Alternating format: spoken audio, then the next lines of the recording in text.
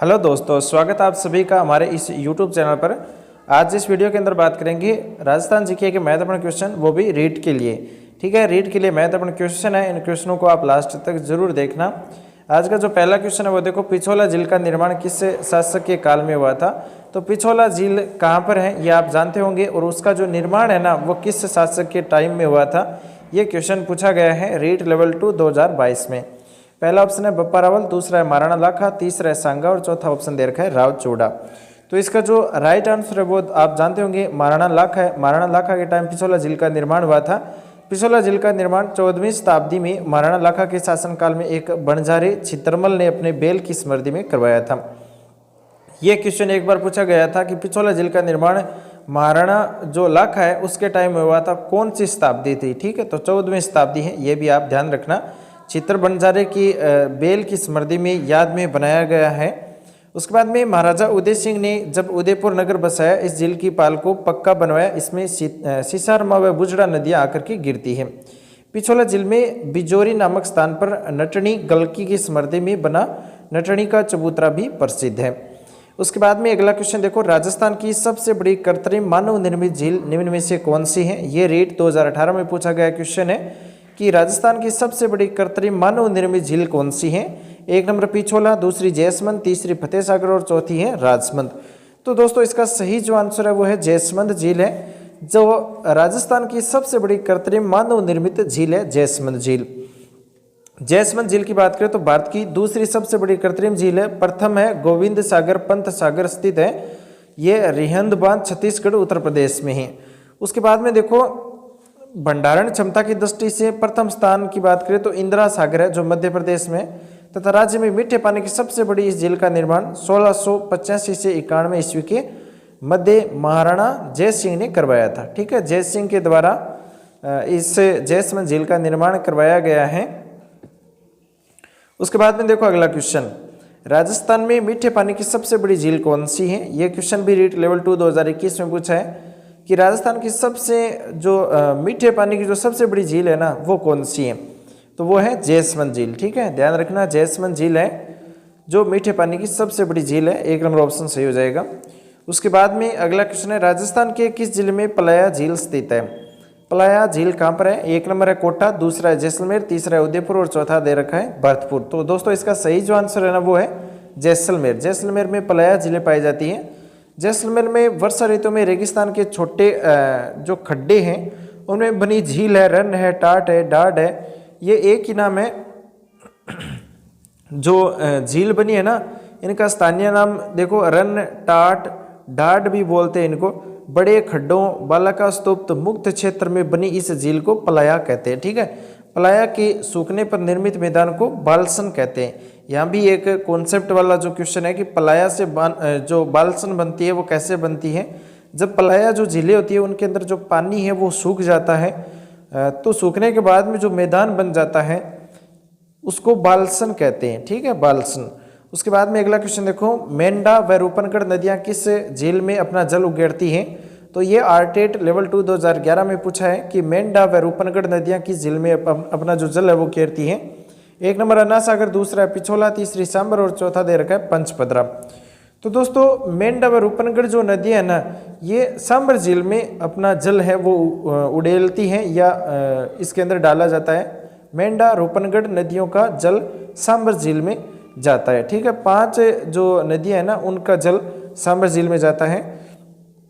अब बात करेंगे राजस्थान ग्रामीण जिले की फुलेरा तहसील में स्थित ये राजस्थान की सबसे बड़ी प्राकृतिक झील है।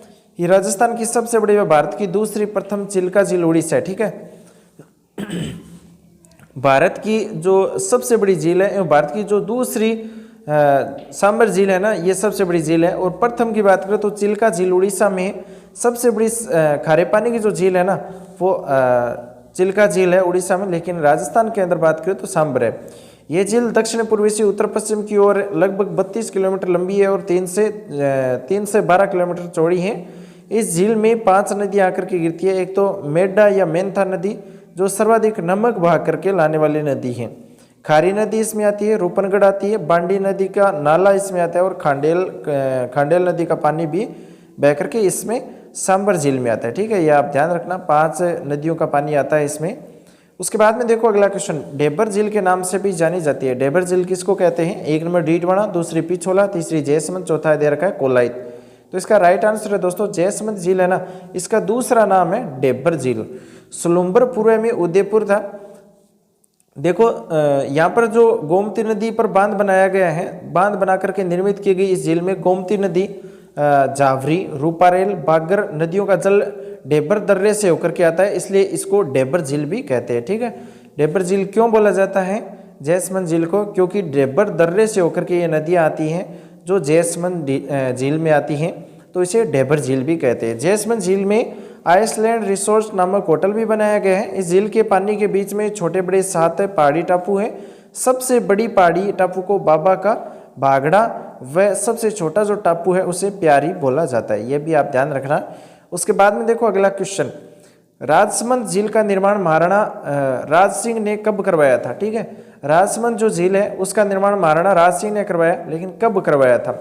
एक नंबर पर दे रखा है 1680 एडी में। ठीक है, 1680 एडी आप ध्यान रखना, सेकंड ग्रेड में क्वेश्चन पूछा है। उसके बाद में इसकी व्याख्या देखो, महाराणा राज सिंह द्वारा राजसमंद झील का निर्माण 1662 से 1676 के मध्य करवाया। अतः आरपीएस ने विकल्पों में निकटस्थ विकल्प 1680 ईस्वी को सही माना है। ठीक है, उसके बाद में देखो नौचौकी के नाम से प्रसिद्ध झील, इस झील में गोमती नदी आकर के गिरती है और इस पर मेवाड़ का इतिहास संस्कृत भाषा में राज प्रशस्ति इसके किनारे हैं, जिस पर इतिहास लिखा गया है मेवाड़ का।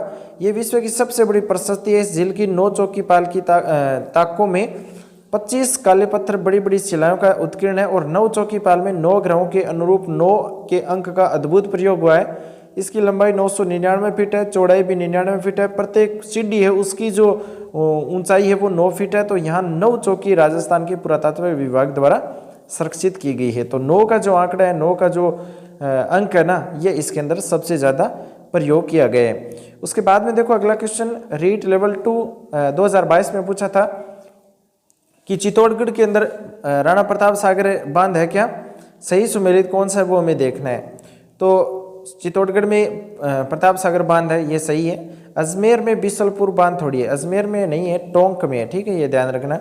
उदयपुर में मानसी वाकल परियोजना है और प्रतापगढ़ में जाखम बांध है, तो ये सही है। 2 नंबर वाला है ये सही सुमेलित नहीं है। टोंक जिले के राजमहल में बिसलपुर गांव के पास बनास नदी पर बांध बनाकर इस परियोजना का निर्माण किया गया है। उसके बाद में देखो अगला क्वेश्चन, राजस्थान में सर्वाधिक सिंचाई की जाती है। तो राजस्थान में सबसे ज़्यादा सिंचाई किससे की जाती है? कुआं व नलकूपों से। ठीक है, कुओं व नलकूपों से पहले नंबर पर दे रखा है, कुओं व नलकूपों से राजस्थान के अंदर सबसे ज़्यादा सिंचाई होती है। राज्य में कुल सिंचित क्षेत्र का 68.53% भाग कुओं से नलकूपों से। जयपुर में सर्वाधिक है कुएं व नलकूप और 29.52% भाग नहरों से होता है। ठीक है, सिंचाई की जाती है 29.52%। और गंगानगर सर्वाधिक होती है नहरों से सिंचाई। 0.40% भाग तालाबों से, जो भीलवाड़ा सर्वाधिक है तालाबों के अंदर, तो इनके द्वारा सिंचाई की जाती है। यह भी आप ध्यान रखना, एग्जाम में कई बार क्वेश्चन पूछा है, कुआं व नलकूपों से सबसे ज़्यादा सिंचाई होती है, तालाबों से कहाँ पर होती है? भीलवाड़ा में। और नहरों की बात करें तो गंगानगर है। उसके बाद में देखो अगला क्वेश्चन, इंदिरा गांधी नहर का निर्माण कार्य वर्ष 1958 से प्रारंभ हुआ और इसका उद्गम कहाँ पर हुआ था? ठीक है, एक नंबर है सतलुज नदी पर बागड़ा बांध से, दूसरा है रिहंद नदी पर रिहंद घाटी योजना से और तीसरा है महानदी पर हीराकुंड योजना से, चौथा दे रखा है सतलुज व्यास नदी पर हरिके बांध से। तो इसका सही जो आंसर है वो है दोस्तों सतलुज व्यास नदी पर हरिके बांध से इंदिरा गांधी का निर्माण कार्य वर्ष 1958 से प्रारंभ हुआ और इसका उद्गम सतलुज व्यास नदी पर हरिके बांध से होता है, इंदिरा गांधी नहर परियोजना IGNP का। ठीक है, 31 मार्च 1958 को शुरू इस परियोजना का सबसे पहले राजस्थान नहर नाम था। ठीक है, इससे पहले इसका नाम IGNP नाम है ना, इंदिरा गांधी नहर परियोजना, इससे पहले इसका नाम राजस्थान नहर था। और यह भी पूछा गया एग्जाम में, 2 नवंबर 1984 में नाम परिवर्तित करके इसका इंदिरा गांधी नहर कर दिया। हरिके बैराज सतलज व व्यास नदियों के संगम पर स्थित पंजाब के फिरोजपुर जिले में से निकाली गई इस नहर को बाड़मेर की गडरा रोड तक इसको प्रस्तावित कर दिया गया है। तो लास्ट ये बाड़मेर तक जाती है, गडरा रोड तक। ठीक है, उसके बाद में देखो अगला क्वेश्चन, किस फसलों के उत्पादन में राजस्थान का भारत में प्रथम स्थान है? तो ये रीट लेवल 2 2022 में पूछा गया था। तो सरसों, चन्ना और मोठ, सरसों, चन्ना और मोठ के अंदर राजस्थान का एकाधिकार है, यानी प्रथम स्थान है। उसके बाद में देखो बाजरा, सॉरी इसके अंदर एकाधिकार नहीं प्रथम स्थान है, ये ध्यान रखना, एकाधिकार इसमें नहीं होगा। उसके बाद में देखो बाजरा, राई, सरसों, कुल उत्पादन, कुल दहन, चन्ना, मोट, ग्वार आदि के उत्पादन में राजस्थान का भारत में प्रथम स्थान है। उसके बाद में अगला क्वेश्चन देखो, रीट लेवल 2 2021 में क्वेश्चन पूछा गया था कि निम्न में से राजस्थान भारत में कौन सी फसल का सर्वाधिक उत्पादन करता है। महत्वपूर्ण क्वेश्चन है दोस्तों। एक नंबर मक्का, दूसरी मूंगफली, तीसरी सरसों और चौथा है कपास। तो इसका सही जो आंसर है ना वो है सरसों। राजस्थान भारत के अंदर सबसे ज़्यादा फसल की बात करें तो सरसों का सबसे अधिक उत्पादन करता है राजस्थान। वर्तमान में सरसों उत्पादन में राजस्थान का भारत में प्रथम स्थान है। इस फसल के प्रमुख उत्पादन जिले गंगानगर, भरतपुर, अलवर, खेरथल, तिजारा, डीग, अनूपगढ़, गंगापुर सिटी, सवाईमाधोपुर, टोंक, बारां, जयपुर, नागौर, कोटा आदि में इस फसल की पैदावार में सर्वाधिक बढ़ोतरी हुई है। उसके बाद में अगला क्वेश्चन देखो, रीट लेवल 2 2021 में एक क्वेश्चन पूछा था कि राजस्थान में जीरे के प्रमुख उत्पादक जिले कौन से। एक नंबर पर है बारां, चित्तौड़गढ़, झालावाड़, दूसरा है अलवर, जयपुर, नागौर, तीसरा है गंगानगर, हनुमानगढ़, बीकानेर और चौथा दे रखा है जालोर, जोधपुर, बाड़मेर। तो जो दक्षिण पश्चिम के अंदर जो क्षेत्र आता है ना, जालोर, जोधपुर, बाड़मेर वाला, यहाँ पर सबसे ज़्यादा जीरा होता है। ठीक है, जीरा होता है। 4 नंबर ऑप्शन सही हो जाएगा, जीरा। राजस्थान में सोयाबीन के प्रमुख उत्पादक जिले कौन से हैं। सोयाबीन कहाँ पर है। एक नंबर जयपुर दौसा, दूसरा है कोटा, बारां, झालावाड़, तीसरा है डूंगरपुर, बांसवाड़ा, चौथा दे रखा है करौली, धौलपुर। तो इसका सही आंसर है दोस्तों कोटा, बारां, झालावाड़ जिले के अंदर सोयाबीन है वो सबसे ज़्यादा इसका उत्पादन किया जाता है कोटा, बारां और झालावाड़ में। यह फसल मुख्यतः झालावाड़, बारां, प्रतापगढ़, कोटा, बूंदी आदि जिलों में सोयाबीन बोई जाती है। सोयाबीन के उत्पादन में क्षेत्रफल दोनों की दृष्टि से देखें तो देश में मध्य प्रदेश और महाराष्ट्र के बाद राजस्थान का तीसरा स्थान है। ठीक है, पहला कौन सा है, एमपी, दूसरा महाराष्ट्र और तीसरा अपना राजस्थान है। ठीक है, उसके बाद में देखो अगला क्वेश्चन, रबी की फसल का उदाहरण कौन सा है। रीट लेवल 1 2022। ठीक है, इसमें एग्जाम में पूछा है। तो पहला है मक्का, दूसरा सोयाबीन, तीसरा मूंगफली, चौथा दे रखा है अलसी। तो इसका राइट आंसर है दोस्तों रबी की फसल का जो उदाहरण है ना वो है अलसी। ये मक्का है, सोयाबीन है, मूंगफली है, तो ये सभी खरीफ की फसलें हैं। रबी के अंदर देखो गेहूं, जौ, सरसों, अलसी, ये है ना रबी की फसलें हैं। अब देखो रबी जिसे उन्यालू भी बोला जाता है। ठीक है, चन्ना, गेहूं, सरसों, मसूर, जौ, जीरा, अलसी, तारामीरा, राई प्रमुख रबी की फसलें हैं। खरीफ की बात करें तो सावणु या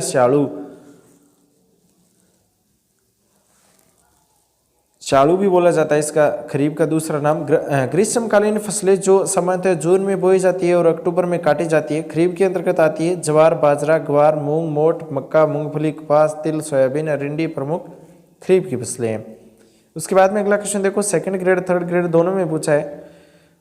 क्वेश्चन दे रखा है निम्नलिखित में से राजस्थान में जायद की फसल की अवधि कौन सी है। जायद की फसल किस टाइम में, किस महीने में बोई जाती है। एक नंबर देखो जनवरी से अप्रैल, दूसरा है मार्च से जून, तीसरा है सितंबर से दिसंबर और चौथा दे रखा है अगस्त से नवंबर।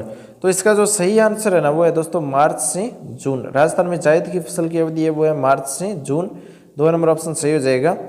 उसके बाद में अगला क्वेश्चन देखो, जायद चौमासा फसल पानी की उपलब्धता वाले राज्य के कुल क्षेत्र में एक तीसरी फसल भी मार्च से जून के मध्य ली जाती हैं जिसे जायद कहते हैं और इसमें तरबूज, खरबूजा, ककड़ी तरकारियां पैदा की जाती हैं। उसके बाद में देखो राजस्थान में वालरा कृषि का एक प्रकार है। अगला क्वेश्चन है राजस्थान में वालरा कृषि का एक प्रकार है। एक नंबर स्थानांतरित कृषि, दूसरी शुष्क कृषि, तीसरा दे रखा है आर्द्र शुष्क कृषि और चौथा दे रखा है पर्वतीय कृषि। तो इसका सही जो आंसर है वो है दोस्तों स्थानांतरित कृषि। राजस्थान में वालरा कृषि का एक प्रकार है स्थानांतरित कृषि। 1 नंबर ऑप्शन सही हो जाएगा। अब हम बात करेंगे झूमिंग कृषि, शिफ्टिंग फार्मिंग। पहाड़ी व वन्य क्षेत्रों में वन एवं पेड़ों पौधों को जलाकर के जमीन को साफ करना, उस पर 2-3 वर्ष खेती करने के पश्चात उसे छोड़कर किसी अन्य स्थान पर इसी तरह कृषि कार्य करना। आदिवासी क्षेत्रों डूंगरपुर, बांसवाड़ा, उदयपुर, सोलंबर आदि में इस कृषि को वालरा कहते हैं। बिल्लों द्वारा पहाड़ी ढालों पर की जाने वाली खेती चिमाता व मैदानी भागों पर वृक्षों को जलाकर की जाने वाली खेती दजिया झुमटी कहलाती है। ठीक है, चिमाता क्या होता है, चिमाता जो पहाड़ी डालों पर जो खेती की जाती है ना बिल्लों द्वारा, तो उसे चिमाता बोला जाता है। उसके बाद में देखो अगला क्वेश्चन, निम्न में से कौन सा युग्म सही सम्मिलित नहीं है। पहला है मेहंदी सोजत पाली में, दूसरा लहसुन बारा में, तीसरा इसबगोल जालौर में और चौथा दे रखा है किन्नू बूंदी में। तो मेहंदी सोजत पाली में है, लहसुन बारा में है, इसबगोल जालौर में है, लेकिन किन्नू है ना ये गंगानगर में है, ये ध्यान रखना। किन्नू माल्टा मौसमी का उत्पादन गंगानगर अनूपगढ़ जिले में होता है। अनूपगढ़ जिला बता दिया है। उसके बाद में देखो अगला क्वेश्चन, निम्न में से किस दशक में भारत में नकारात्मक जनसंख्या वृद्धि दर्ज की गई थी? तो रीट लेवल 2 2021 में एक क्वेश्चन पूछा है कि नकारात्मक जनसंख्या वृद्धि दर्ज की गई थी किस टाइम? एक नंबर 1901 1911 के मध्य, दूसरा है 1911 से 1921 के मध्य, तीसरा है 1921 से 1931 के मध्य, चौथा दे रखा है 1971 से 1981 के मध्य। तो इसका राइट आंसर है दोस्तों 1911 से 1921 के मध्य भारत के अंदर नकारात्मक जनसंख्या वृद्धि दर्ज की गई थी, यानी जनसंख्या कम हुई थी 1911 से लेकर के 21 के मध्य। 1911 से 21 के मध्य जनगणना हुई थी, उसमें ये बताया है 1921 से पहले जनसंख्या में वृद्धि यंत्र तंत्र अनियमित एवं मंद थी। इसका मुख्य कारण उच्च जन्म दर व उच्च मृत्यु दर था। भारत में जब से जनगणना शुरू हुई है तब से सदा धनात्मक वृद्धि हुई है। केवल सन 1921 से की एक अपवाद है जब वृद्धि ऋणात्मक हुई है, -0.31%। इसी कारण सन 1921 को भारत के जनसंख्या अध्ययन में जनसांख्यिकी विभाजन के रूप में जाना जाता है। यदि 1921 ईस्वी को भारत की जनसंख्या का वृहद विभाजन वर्ष कहा जाता है और तो 1951 को जनसंख्या में भारी वृद्धि के प्रारंभिक वर्ष की संज्ञा दी जा सकती है। उसके बाद में अगला क्वेश्चन देखो, 2011 में अधिकतम व न्यूनतम जनसंख्या घनत्व वाले भारत के राज्य कौन से? सबसे ज़्यादा 2011 की जनगणना के अनुसार सबसे ज़्यादा घनत्व है और सबसे कम घनत्व किन राज्यों का है? रीट लेवल 2 2016 में क्वेश्चन पूछा है। पहला ऑप्शन है बिहार और त्रिपुरा, दूसरा है पश्चिम बंगाल और अरुणाचल प्रदेश, तीसरा है केरल और सिक्किम और चौथा दे रखा है उत्तर प्रदेश और मिजोरम। वर्तमान जो जनसंख्या घनत्व है अधिकतम है बिहार का, ठीक है, अधिकतम किसका है? बिहार का है 1106। सबसे कम जनसंख्या घनत्व वाला जिला है अरुणाचल प्रदेश, जिसमें 17 प्रति वर्ग किमी है, ठीक है। तो यहाँ पर बिहार और अरुणाचल प्रदेश आप ध्यान रखना, ठीक है। यहाँ पर ऑप्शन में कोई मिलान नहीं हो रहा है। उसके बाद में देखो अगला क्वेश्चन, सबसे कम जनसंख्या घनत्व वाला जिला कौन सा है? एक नंबर है अरुणाचल प्रदेश मिजोरम, दूसरा पंजाब हरियाणा, तीसरा बंगाल असम और चौथा दे रखा है आंध्र प्रदेश और मध्य प्रदेश।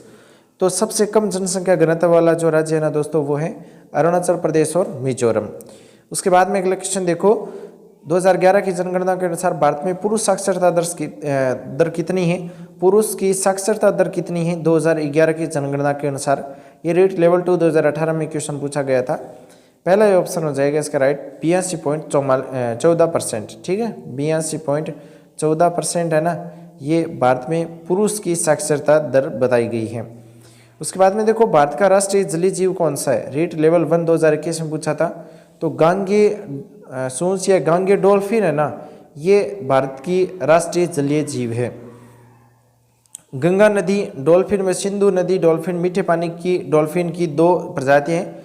केंद्र सरकार ने 5 अक्टूबर 2009 को गंगा डॉल्फिन को भारत का राष्ट्रीय जलीय जीव घोषित कर दिया। गंगा नदी में पाई जाने वाली गंगा डॉल्फिन एक नेत्रहीन जलीय जीव है जिसकी घ्राण शक्ति अत्यंत तीव्र होती है, ठीक है। उसके बाद में देखो अगला क्वेश्चन, यह आरटीआई में पूछा है 2012 में कि भारत में याक अधिकतम किस क्षेत्र में मिलते हैं? याक एक नंबर जम्मू, दूसरा लद्दाख, तीसरा असम और चौथा दे रखा है हिमाचल प्रदेश। तो इसका जो सही आंसर है ना वो है दोस्तों लद्दाख। भारत में याक अधिकतर लद्दाख में है। उसके बाद देखो भारत में याक उत्तरी लद्दाख के आसपास 15 से 20 हज़ार फुट की गहराई ऊंचाई पर पाया जाता है। भारत और तिब्बत के बीच सामान ढोने और सवारी के काम में ये जानवर आते हैं। और चमड़ी को सुरागाय और याक भी कहा जाता है, जिसमें बड़ा याक कद में सबसे बड़ा होता है, ठीक है। उसके बाद में देखो अगला क्वेश्चन, विश्व में एकमात्र कौन सा हिरण है जिसके नर के 4 सींग होते हैं तथा ये मृग केवल भारत में ही पाया जाता है? ये आरटीआई 2011 में आया था।